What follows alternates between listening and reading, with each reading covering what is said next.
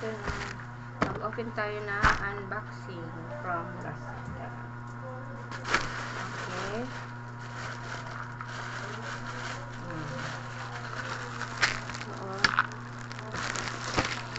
Ito ay nag-order sa akin. Alam mo, may isa akong taga-deliver din. Lalaki. Alam mo kung pag nag-deliver siya sa akin, puro scam ang dinideliver niya. Hindi ko alam kung bakit. Hindi ko alam siya kung scam siya o what. Kasi bukod tanging siya lang ang talaga ang nagde-deliver sa akin na puro scam ang kanyang dinideliver sa akin. Puro hindi tama yung dinideliver. Hindi ko alam kung bumibili lang sila tapos inano lang nila sa para Lazada kasi dami-dami namang dami namang paraan para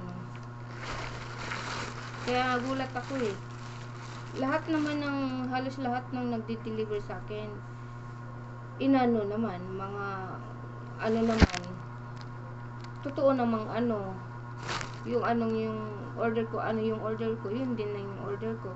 Pero yung isang lalaki, kilala ko pa naman sa mukha, taga rito pa naman sa amin.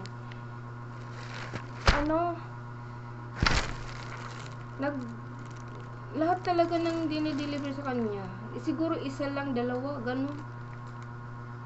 Pero halos lahat, puro mga yung mga mali yung delivery niya. Grabe. Kaya sabi ko, tinawagan ko nga sa kanya na kung bakit lahat yung halos lahat ng dinideliver niya sa akin puro scam, puro mali yung deliver niya. Kaya nagtaka ako, bakit tangin lang lalaki siya din ng lalaki.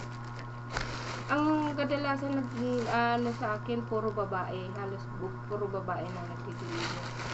Kaya sabi ko sa kanya, pag ikaw pa rin ang hindi ko natatanggapin yung i-deliver mo sa akin kasi halos puro mali yung puro scam ang i-deliver mo sa akin Kaya yan, so ngayon buksan na natin ang ating unboxing from Lazada.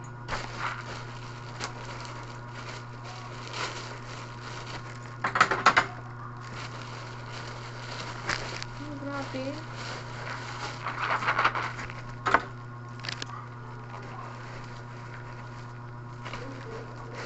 Nakakatakot ngayon ang Lazada. Yung lalaki na yan, ewan ko bakit yung lalaki na yan. O, tingnan mo. Tinanong ko sa aking anak kung babae o lalaki. Babae daw, diba? Malaki pa nga Lazada. Tama yung niya.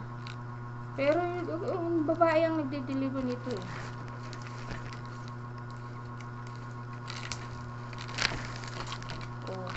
diba? Thank you very much. Saan ka kaya ako dun sa lalaki na yun Sabi ko, tinawagan ko, kuya, ikaw ba bukod tanging nagde-deliver sa akin is puro dinideliver mo sa akin. Bakit ganun? Hindi ka ba nagtataka? Ako nagtataka.